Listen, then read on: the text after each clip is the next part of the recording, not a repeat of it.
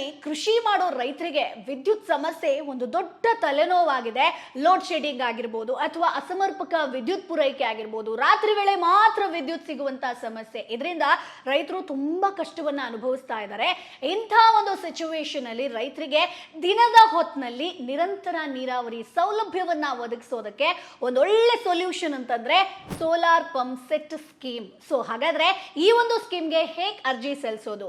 ರಾಜ್ಯ ಸರ್ಕಾರ ಮತ್ತು ಕೇಂದ್ರ ಸರ್ಕಾರದ ಸಹಭಾಗಿತ್ವದಲ್ಲಿ ಜಾರಿಯಾಗಿರುವಂತ PM ಕುಸುಮ್ ಯೋಜನೆ ಅಡಿಯಲ್ಲಿ ರೈತರಿಗೆ ಭಾರಿ ಸಬ್ಸಿಡಿ ಸಿಗ್ತಾ ಇದೆ ಸ್ನೇಹಿತರೆ. ಇದಕ್ಕೆ ಹೇಗೆ ಅರ್ಜಿ ಸಲ್ಲಿಸಬೇಕು ಅಂತ ಹೇಳ್ತೀನಿ.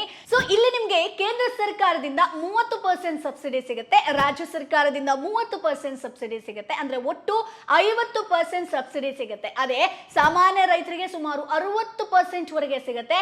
SC/ST ರೈತರಿಗೆ 80% ವರೆಗೆ ಸಬ್ಸಿಡಿ ಸಿಗುತ್ತೆ. ಸೊ ಕರ್ನಾಟಕದಲ್ಲಿ ರೈತರು ತಮ್ಮ ಪ್ರದೇಶದ ವಿದ್ಯುತ್ ವಿತರಣಾ ಕಂಪನಿಗಳ ಮೂಲಕ ಅರ್ಜಿಯನ್ನ ಸಲ್ಲಿಸಬಹುದು. ಬೆಸ್ಕಾಂ ಆಗಿರಬಹುದು, ಹೆಸ್ಕಾಂ ಆಗಿರಬಹುದು, ಈ ರೀತಿಯಾಗಿ ನೀವು ಹೋಗಿ ಅಲ್ಲಿ ಅರ್ಜಿಯನ್ನ ಸಲ್ಲಿಸಬಹುದು. ಇಲ್ಲಿ ನಿಮ್ಗೆ ಮುಖ್ಯವಾಗಿ ನಿಮ್ಮದೇ ಸ್ವಂತ ಕೃಷಿ ಜಮೀನು ಇರಬೇಕಾಗತ್ತೆ, ಬೋರ್ವೆಲ್ ಅಥವಾ ಬಾವಿ ಇರಬೇಕಾಗತ್ತೆ, ಕರ್ನಾಟಕದ ಕಾಯಂ ನಿವಾಸಿ ಆಗಿರಬೇಕು, ಜೊತೆಗೆ ಆಧಾರ್ ಕಾರ್ಡ್ ನಿಮ್ಮ ಹತ್ರ ಇರಬೇಕಾಗತ್ತೆ. ಏನೇನ್ ಡಾಕ್ಯುಮೆಂಟ್ಸ್ ಗಳು ಬೇಕು? ಆಧಾರ್ ಕಾರ್ಡ್ ಬೇಕು, ಪಹಣಿ RTC ಬೇಕು, ಬ್ಯಾಂಕ್ ಪಾಸ್ಬುಕ್ ಅನ್ನ ಸಬ್ಮಿಟ್ ಮಾಡಬೇಕು, ಜೊತೆಗೆ ಫೋಟೋ ಬೇಕು. ಸೊ ಅರ್ಜಿ ಹೇಗೆ ಸಲ್ಲಿಸೋದು ಅಂತ ಹೇಳ್ತೀನಿ. ಸೊ ನಿಮ್ಮ ಹತ್ತಿರದ ಬೆಸ್ಕಾಂ ಅಥವಾ ಹೆಸ್ಕಾಂ ಕಚೇರಿಗೆ ನೀವು ಭೇಟಿ ಕೊಡಬೇಕಾಗತ್ತೆ, ಅಥವಾ ಅಧಿಕೃತ ವೆಬ್ಸೈಟ್ ಹೋಗಿ ಸೋಲಾರ್ ಪಂಪ್ ಸೆಟ್ ಸ್ಕೀಮ್ ಅನ್ನ ನೀವು ಇಲ್ಲಿ ಆಯ್ಕೆ ಮಾಡ್ಕೊಳ್ಬಹುದು. ಸೊ ಅರ್ಜಿ ಫಾರಂ ಅನ್ನ ಭರ್ತಿ ಮಾಡಿ ದಾಖಲೆಗಳನ್ನ ಅಪ್ಲೋಡ್ ಮಾಡಿ ಅರ್ಜಿಯನ್ನ ಸಲ್ಲಿಸಬಹುದು ಸ್ನೇಹಿತರೆ. ಸೊ ಹಾಗಾಗಿ ಇನ್ನೂ ಕೂಡ ನೀವು ಅರ್ಜಿ ಸಲ್ಲಿಸಿಲ್ಲ ಅಂತಂದ್ರೆ ಇವತ್ತೇ ಬೇಗ ಅರ್ಜಿ ಸಲ್ಲಿಸಿ. ಇದರಿಂದ ಕರೆಂಟ್ ಸಮಸ್ಯೆ ಇಲ್ಲ, ಸೊ ನೀರಿನ ಸಮಸ್ಯೆ ಇದ್ದವ್ರಿಗೂ ಕೂಡ ಒಂದೊಳ್ಳೆ ಸೊಲ್ಯೂಷನ್ ಸಿಗುತ್ತೆ.